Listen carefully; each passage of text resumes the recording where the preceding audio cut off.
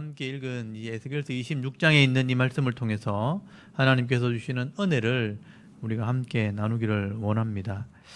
여러분이 에스겔서 이제 25장에서 35장 10장에 있는 이 말씀은 이스라엘 주위에 있는 이방 나라들이 심판을 받게 될 것을 예언을 하고 있고요.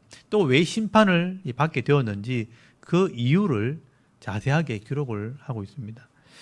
지난주에 말씀을 나누었던 에스겔서 25장 말씀에서는 이스라엘 바로 옆에 있던 네 나라, 암몬, 모압, 에돔, 블레셋 이 네 나라의 멸망에 대해서 이야기를 했습니다. 이 네 나라는 이스라엘의 동쪽, 남쪽, 서쪽에 있는 그런 나라들입니다. 근데 오늘 본문에 나오는 에스겔서 26장에 있는 이 말씀, 그리고 28장까지 세 장이 연결돼 가지고 이스라엘의 북쪽에 있는 이 두로라는 나라, 두로와 시돈이라는 나라인데 이 두로에 대해서 주로 말씀을 하게 됩니다. 여러분, 이 두로라는 나라는 성경에 보면 베니게라고 하는 지역으로 설명이 되어 있습니다. 이거를 이제 문명으로 얘기하면 페니키아 문명. 페니키아 문명이 지중해 또 이렇게 유럽에는 굉장히 유명한 문명입니다. 이 두로는요, 지중해를 통해서 유럽으로 가는 그 항로이기도 하고 또 아시아로 연결되어 있는 중요한 항구입니다. 그래서 아시아에서 온 물건들이 이 두로에서 배를 타고 지중해로, 이탈리아로 또 아프리카로 전달되는 곳이기 때문에 굉장히 화려하고 또 무역이 활발하게 일어나게 되는 그런 도시가 바로 두로라는 도시입니다. 그래서 나중에 28장, 오늘 지금 6장을 읽지만 27장, 28장까지 가보시면 알겠지만 이 두로가 얼마나 번창을 했고 많은 부를 가졌는지 자세하게 기록되어 있는데 거기 보면 내가 하나님의 지위에 올라가겠다. 얼마나 돈이 많고 얼마나 부를 가지고 있는지 돈만 있으면 못할 게 없다는 거예요. 내가 하나님처럼 될 거다. 하나님의 자리에 올라갈 거다 하면서 이렇게 교만을 떨 정도로 이 두로란 나라가 예전에는 굉장히 부자한 나라, 부강한 나라였다는 거예요. 근데 예전에는 이 두로가요, 블레셋, 그 남쪽에 있는 블레셋에게 지배를 당했습니다. 근데 그 후에 다윗이 이 블레셋을 멸망시키는 바람에 다윗의 지배 아래 들어가게 되었고 이 다윗의 지배를 받게 됩니다. 그래서 나중에 이 다윗의 아들 솔로몬이 성전을 짓고 왕궁을 건축할 때, 그 20년 동안 건축을 하게 됐죠. 그때 이 석재료, 그리고 좋은 나무들, 또 석공들, 기술자들을 보내준 사람이 바로 히람입니다. 두로 왕 히람. 이 두로 왕 히람이 왕궁에 지을 모든 기술자들과 모든 재료들을 가져와서 엄청난 왕궁, 또 성전들을 지어주게 되는 것을 보게 됩니다. 그래서 이 두로라는 나라는 당시에는 다윗이 다스리고 있을 때는 굉장히 관계가 좋았어요. 둘이 서로 교류를 했고 서로 기술자들도 왔다 갔다 하면서 그렇게 아주 관계가 좋은 그런 나라였습니다. 근데 바벨론이 그 땅을 지배하면서부터 이스라엘이 멸망을 받게 된 거예요. 지난번에 말씀을 드렸죠. 에스겔 선지자가 이제 예루살렘이 곧 망하게 될 거다 하면서 자기 아내가 죽으면서 예루살렘이 멸망을 받게 되죠. 그래서 예루살렘이 딱 망하고 난 뒤에 힘을 잃어버리게 되니까 이때부터 이 두로가요, 이 이스라엘을 조롱하기 시작합니다. 그래서 오늘 본문에 보시면 이스라엘이 망했을 때 잘 됐다면서, 우리가 이제 잘 살게 됐다면서 막 자기를 자랑하는 것을 보게 돼요.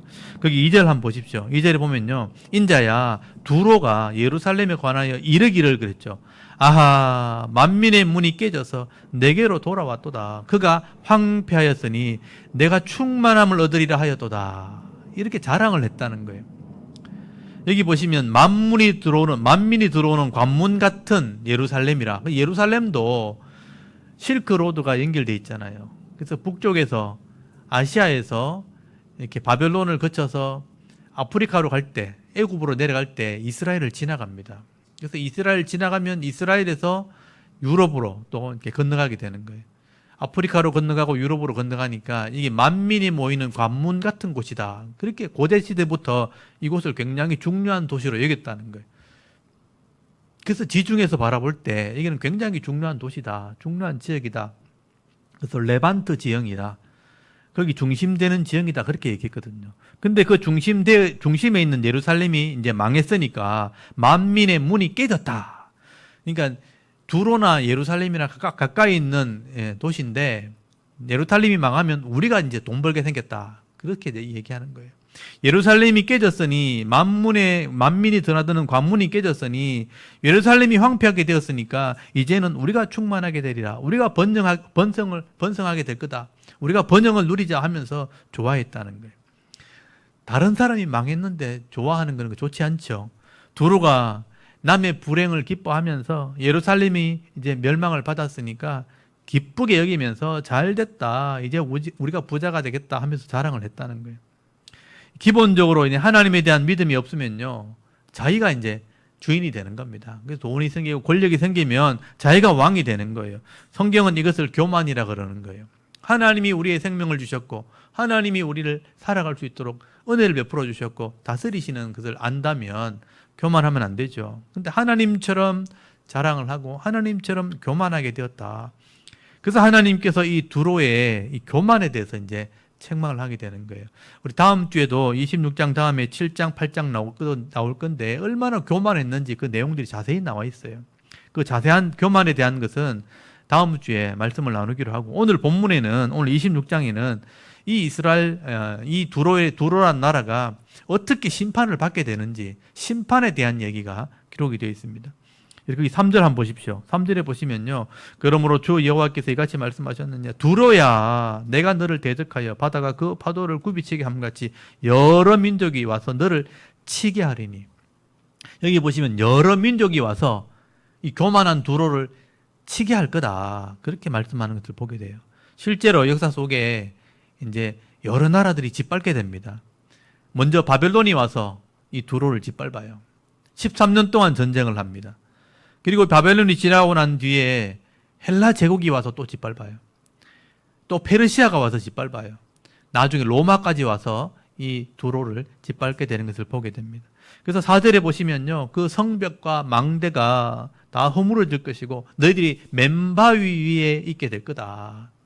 그 두로란 도시가 섬이 섬. 이 땅에서부터 한 800m 떨어져 있는 섬인데 섬에다가 성을 쌓아가지고 요새를 만들어 놓은 거예요. 그러니까 굉장히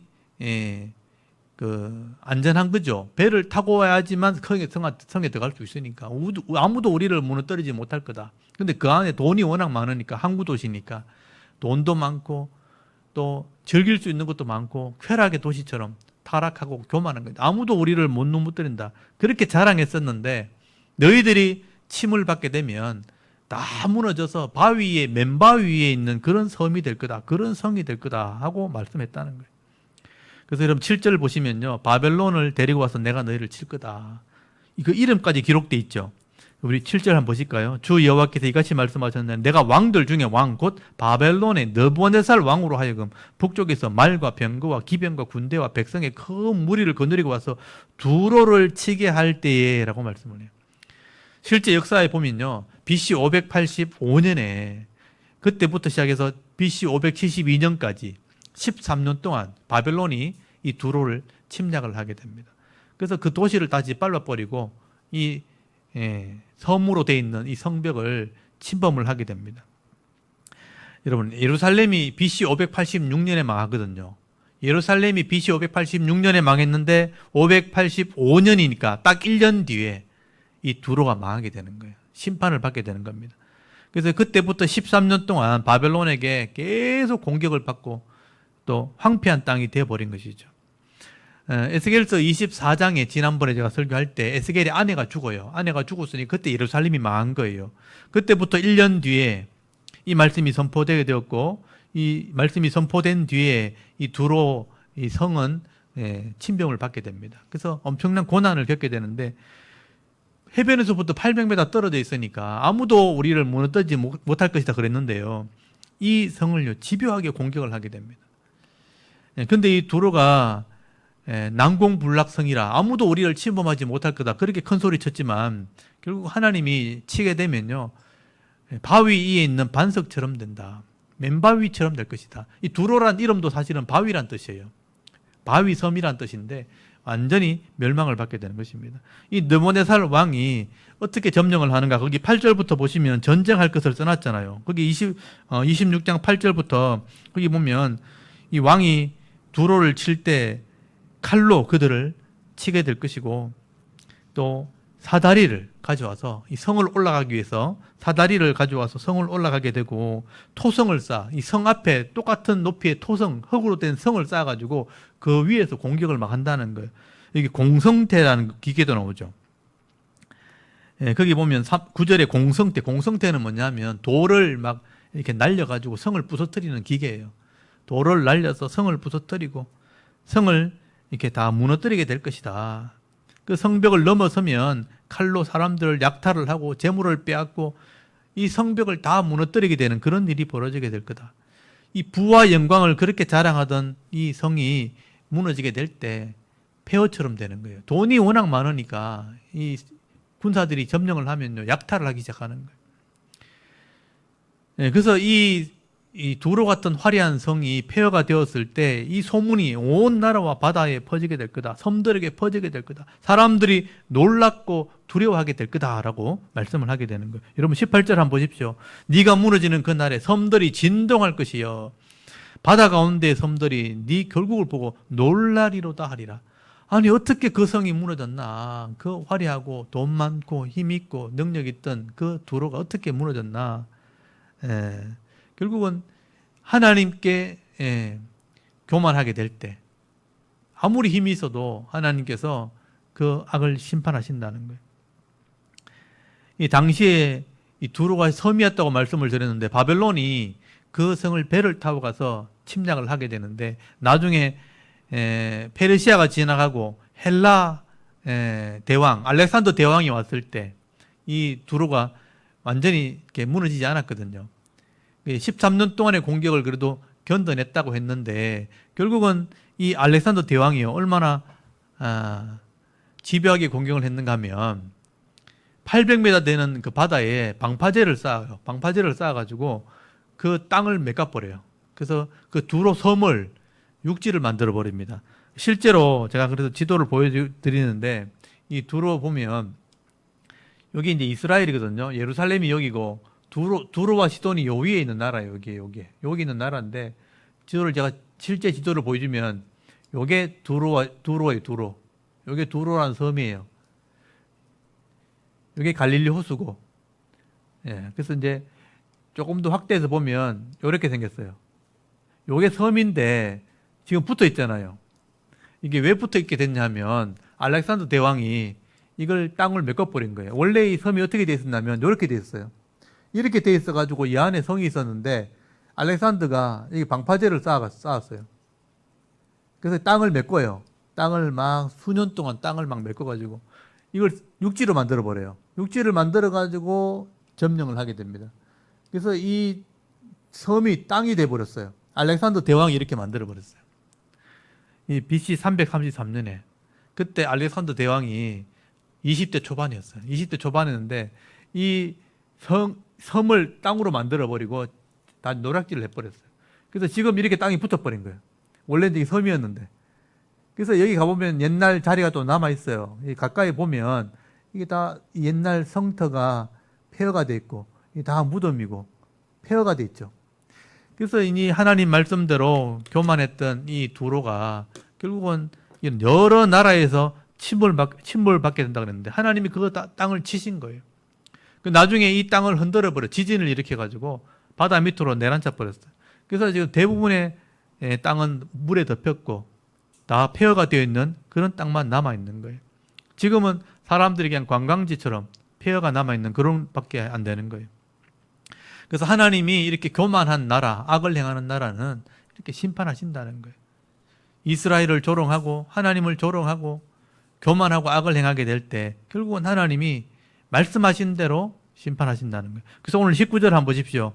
거기 땅이 무너져서 집안이 흔들리면 물이 그를 덮어버릴 거다. 19절에 보니까 주 여호와께서 이같이 말씀하셨느니라. 내가 너를 주민 없는 성읍과 같이 황폐한 성읍이 되게 하고 깊은 바다가 네 위에 오르게 하며 큰 물이 너를 덮게 할 때 땅이 내려앉아가지고 물이 덮어버린다는 거예요. 내가 너를 구덩이에 내려가는 자와 함께 내려가서 옛적 사람에게로 나가게 하고 너를 그 구덩이에 내려간 자와 함께 땅 깊은 곳 예로부터 황폐한 곳에 살게 하리라. 네가 다시는 사람들이 거주하는 곳이 되지 못하리니 살아있는 자의 땅에서 영광을 얻지 못하리라. 지금은 이 도시가 돼가지고 사람들이 살고 있지만 그 당시만 해도 폐허처럼 돼버린 거예요. 아무도 살 수 없는 그런 땅이 되어버리게 하겠다라고 말씀하신 거죠. 여러분, 하나님 말씀은요, 역사 속에 그대로 이루어졌고요. 지금은 바다에 대부분 잠겨져 있고 그냥 관광지처럼 폐허처럼 남아있는 것을 보게 됩니다. 결국 이 두로의 죄는 교만함이에요. 교만함. 다른 사람의 불행을 기뻐하면서 내가 잘 살게 되었다. 교만하게 될 때 하나님이 그 두로를 치시겠다. 하나님께서 주신 것으로 만족하지 못하고 다른 사람의 것을 빼앗고 또 그걸 가지고 교만하게 되어질 때 잠깐 동안 영광을 누릴지 모르지만 결국은 패망하게 될 것이다. 망하게 될 것이라. 여러분, 우리 인생이 덜의 풀과 같다는 거예요. 우리의 가장 아름다울 때도 덜의 꽃과 같은 건데 이 잠깐 동안 인생을 살아가는 것이 우리 인생인데 이 인생을 살아가는 동안 이 나의 부족함, 나의 연약함을 깨닫고 하나님께 겸손히 엎드려야 되는데 내가 자만하고 교만하게 될 때 결국은 하나님이 심판을 받게 되는 것입니다. 그런데 우리가 이 하나님의 은혜를 모르고 그냥 나 자신밖에 모르는 인생을 살아간다면 다른 사람을 해치고 다른 사람의 이 불행을 기뻐하면서 살아가다가는 이 두로처럼 우리도 흔적도 없이 그냥 사라질 수 있다는 것도 여러분 알아야 되는 거죠. 요즘 이 사회의 분위기를 보면 사람들이 돈을 너무 좋아하는 것 같아요. 자기 만족을 못 느끼는 거죠. 있는 것도 만족하지 않아요. 다른 사람보다 많이 가지려고 사람들을 해치거나 사람들을 죽이는 것도 이제 두려워하지 않는 시대가 되어버린 것 같아요. 그래서 돈을 가지려고 막 악을 행하고 거짓을 행하고 사람들을 피해를 주면서까지 그것을 가지려고. 근데 그걸 가진다고 천년만년 내가 누릴 수 있는 것도 아니에요. 이 돈 때문에 결국 비참하게 자신도 망하게 되는 그런 어리석은 길을 가면서도요, 그게 잘못됐다는 생각을 하지 못하는 것. 사실 이게 더 무서운 거예요. 죄를 지으면서 잘못된 길을 가면서도 그게 잘못된 걸 모르게 되면 진짜 망하게 되는 겁니다. 여러분, 가진 것에 만족하지 못하고 더 많이 가지기 위해서 다른 사람을 불행하게 만들면서 내가 그걸 부를 누리려고 한다면 잠깐 동안의 즐거움을 위해서 내 영원한 생명을 잃어버리게 되는 어리석은 길을 가게 되는 겁니다. 여러분, 성경에 보면요, 우리가 아무리 어려워도 약한 사람, 가난한 사람 보면 도와주라고 돼 있어요. 레위기 19장에 보면 내가 가진 것을 가난한 자에게 도와주고 또 내가 섬기는 자의 삶을 살게 될 때 내가 마음의 부자가 된다라고 말씀을 하게 됩니다. 추수할 밭이 있으면 모퉁이는 베지 말아라고, 흘린 것이 있으면 그걸 줍지 말아라고 말해요. 가난한 자를 위해서 남겨두라, 선을 베풀라, 손을 펴라. 그러면 하나님께서 그 선을 행하는 가정과 기업을 지켜주시겠다라고 약속을 하는 것입니다. 그래서 여러분, 잠언서 19장 17절에 보면 가난한 자에게 주는 것은 하나님께 구워주는 것이라고 되어 있습니다. 이 말은요, 이렇게 다른 사람들에게 선을 베푸는 삶을 살게 될 때 하나님이 반드시 갚아준다는 거예요. 장사하는 사람도 마찬가지죠. 너무 과도한 이익을 남기려고 악을 행하면 안 되죠. 정직하게 장사해야 되는데 너무 이익을 많이 남기려고 좋지 않은 재료를 쓰고 비싸게 받아먹고 이렇게 하다 보니까 정당한 이익을 남기지 않으니까 더 큰 어려움을 당하게 되는 거예요. 성경에 뭐라 그러냐면요, 장사를 하는 사람도 공정한 저울, 공평한 추를 사용해야 된다. 공평한 에바를 사용하고 공평한 흰을 사용해야 된다. 불의를 행하지 않고 공의와 정의를 행할 때 하나님이 그 기업을 빼앗기지 않게 하겠다라고 약속을 하고 있습니다. 과도하게 내가 가지려고 그리고 그걸 가지고 교만하게 될 때 더 악을 행하게 되고 실제로 망하게 되는 거예요. 그렇게 과도하게 욕심 부리는 것보다는 내 것을 잘 관리하는 게 잘하는 거예요. 내게 주신 것 잘 관리하고 나누는 자의 삶, 섬기는 자의 삶을 사는 것이 그게 지혜고 그게 믿음인 것입니다. 이 두로처럼 욕심을 내다가는 결국은 망하게 되는 거죠. 그래서 잠언에 보면 이 아굴이라는 지혜자가 이렇게 기도를 해요. 나는 가난하게도 마시고 부하게도 마시고 내가 없어서 하나님을 모른다 할까, 내가 너무 가져가지고 하나님을 배반할까 두렵습니다. 내가 필요한 만큼은 주십시오. 그렇게 기도를 합니다. 여러분 잠언서 30장 8절에 보면요. 나는 나를 가난하게도 마옵시고 부하게도 마옵시고 오직 필요한 양식으로 나를 먹이시옵소서. 혹 내가 배불러서 하나님을 모른다 여호와가 누구냐 할까 하오며 혹 내가 가난하여 도둑질하고 내 하나님 이름을 욕되게 할까 두려워함이니이다. 아굴이란 이 지혜자가 그렇게 기도를 했어요. 내게 필요한 만큼만 먹이시옵소서. 여러분 내가 인생을 살아가는 동안 너무 없게도 마시고 너무 많이도 주지 마시고 교만하지 않게 필요한 만큼만 내게 주시옵소서. 그렇게 기도한다면 그게 참 잘하는 정말 지혜로운 기도가 되는 것입니다. 아굴이 그렇게 기도했다는 거예요. 사실 지금 우리가 가지고 있는 것은 부족하지 않습니다. 조금만 생각해 보면 우리 아버지 때나 우리 할아버지 때 생각해 보면 우린 지금 너무 많이 가지고 있는 거예요. 집사님들 대부분 예전에 화장실 집 밖에 있었죠. 그렇지 않나요? 푸세식이라고 그러죠. 그런 화장실이 살았죠. 보세요. 한 세대도 안 지났는데 우리는 그런 화장실 볼 수가 없어요. 요즘 아이들은 그런 걸 보지도 못할 거예요. 우리는 근데 그때 불평 없이 살았잖아요. 그냥 물도 제대로 없어가지고 우리 할아버지 때만 해도 수도가 집에 없었어요. 그래서 물길로 동네 우물가에서 물도 왔거든요. 우리 때도 그랬거든요. 우리 어머니, 우리 할아버지도 그랬어요. 우물가에서 물을 길어왔단 말이에요. 여름에도 제대로 씻지 못했고 겨울에도 진짜 제대로 못 씻었어요. 진짜 1년에 한 번 아니면 2번 정도 목욕하고 이렇게. 그렇게 어렵게 살았고 지금 우리 생각하면 너무 많이 가지고 있는 거죠. 냉장고 열면 뭐 먹을 거 천지죠. 우리 어릴 때 학교 갔다 오면 늘 배고팠거든요. 배고파가지고 서로 막 뺏어 먹고 나눠 먹고 이렇게 했었는데 지금은 배고플 겨를 배고픈 게 뭔지를 잘 몰라요. 배고플라 그러면 또 뭐 먹고 과자 먹고 간식 먹고 피자 사 먹고 통닭 사 먹고 이렇게 하니까. 그러니까 지금 우리가 생각해 보면 너무 많이 가지고 있는 거예요. 지금 북한에 사는 사람이나 또 중동이나 아프리카나 난민들 사는 거 보면 가자 지구에 전쟁이 난 곳에 사람들 살아가는 거 보면 지금 우리는 부족하지 않는 거죠. 너무 많이 가지고 있는 것입니다. 우리는 부족하지 않아요. 우리가 욕심을 가지고 바라보니까 부족하게 느끼는 것이지 실제로는 우리는 부족하지 않습니다. 그래서 우리 있는 것만 잘 관리하고 또 더 어려운 사람 나눠주고 섬기는 자의 삶을 살 때 우리가 더 큰 은혜와 복을 받아 누리게 되어 있는 것입니다. 다윗이 늘 그런 고백을 했어요. 여호와가 나의 목자시면 내가 부족함이 없으리로다. 시편 23편에 보면 여호와가 나의 목자시니 내가 부족함이 없으리로다. 그가 나를 늘 푸른 초장으로 인도하시고 실만한 물가로 인도하시는도다. 내 원수의 목전에서도 내게 이 잔치상을 차려주신다. 내 잔이 넘치나이다. 그래서 이 잔치상을 차려주신다는 것은 서로 화목하고 화친한다는 뜻이에요. 악한 자와도 화친을 하고 풍성한 은혜를 누리게 하시는 분이 하나님이라. 그래서 내가 늘 부족하지 않다라고 고백했던 사람이 바로 다윗이었습니다. 오늘도 그런 은혜가 있기를 바랍니다. 하나님께서 내게 주신 것으로 인해서 늘 감사하시고요. 만족하게 여길 줄 알고 또 다른 사람이 어려움을 보면 그것 때문에 막 내가 절구하고 교만하기보다는 도리어 함께 울어주고 섬겨주고 나누어주고 이 겸손한 자의 삶을 살아갈 수 있는 저와 여러분의 이런 영적인 삶의 모습이 되실 수 있기를 주의 이름으로 축원합니다. 아멘. 우리 잠깐 기도드리겠습니다. 하나님 오늘도 수요 예배 시간에 하나님께 나와 예배하게 하시옵소서.